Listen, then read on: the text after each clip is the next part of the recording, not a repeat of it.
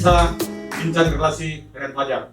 Hari ini kita akan memulai edisi pertama dari Bincang Relasi. Kebetulan pada kesempatan pertama ini kita kedatangan tamu yang sangat istimewa, Bapak Insinyur Awaludin Hafid, General Manager PLN Sultan Batara. Betul Pak?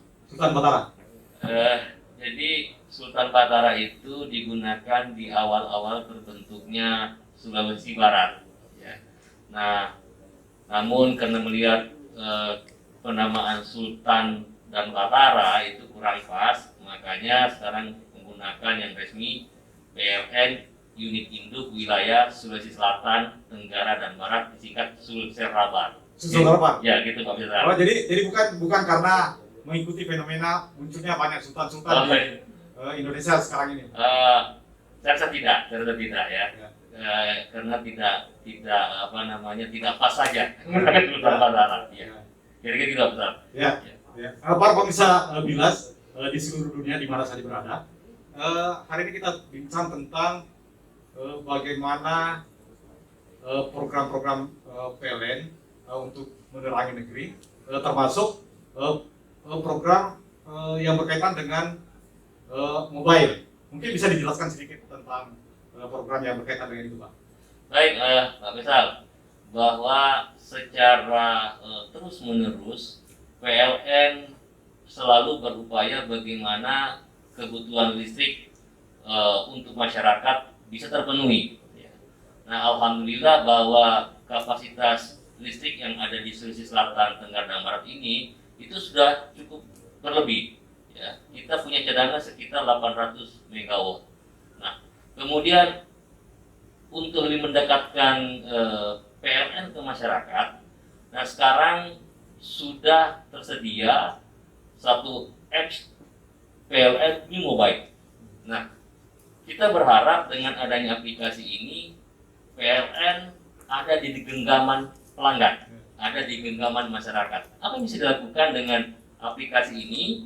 Pelanggan bisa meminta tambah daya lewat aplikasi ini, bisa meminta untuk penyambungan baru, kemudian bisa beli token, ya, bisa melaporkan pemakaian listriknya dengan cukup foto KWH meternya baru kirim, kemudian bisa melaporkan gangguan yang terjadi. Banyak hal yang bisa dilakukan menggunakan aplikasi PLN New Mobile ini. Jadi tidak perlu kalau misalnya saya mau pasang baru atau mau beli token harus menghubungi Pak Awal sebagai teman saya misalnya. Tidak perlu seperti itu lagi, Pak. Sebagai teman tentu perlu dong ya, kita supaya komunikasi tetap terjalin. Tapi untuk memudahkan silakan buka PLN New Mobile. Karena PLN New Mobile 24 jam ada di genggaman kita. Itu tuh PLN Mobile itu juga termasuk dengan PLN Pintar. Ya, jadi kalau kita menghubungi gangguan selama ini, kita bisa menggunakan jalur 123, tapi dengan apps PLN New Mobile kita juga bisa melaporkan gangguan lewat aplikasi ini. Ya. Jadi pemirsa Bilas, Pak Awaludin Hafid ini adalah bukan orang baru di Sulawesi Selatan. Beliau pernah menjadi kepala cabang di PLN Parepare. Beliau juga adalah alumni Universitas Hasanuddin Fakultas Teknik, dan kabarnya beliau adalah termasuk undangan untuk masuk Unhas Bebasdes dengan stambuk 002, betul Pak ya? Nah ini terlalu detail nih, dapatkan saya khawatir Pak Faisal ini kartu asal sudah dipegang ya. Tapi masih banyak kartu as yang lain. Oh iya. Benar, saya alumni Universitas Hasanuddin, Fakultas Teknik Jurusan Mesin, masuk tahun 87, alhamdulillah bisa menyelesaikan pendidikan di tahun 92. Jadi gitu Pak Besar. Jadi mungkin di tempat ini ya nggak perlu terlalu banyak kita bukain. Nanti kita buka di Iya.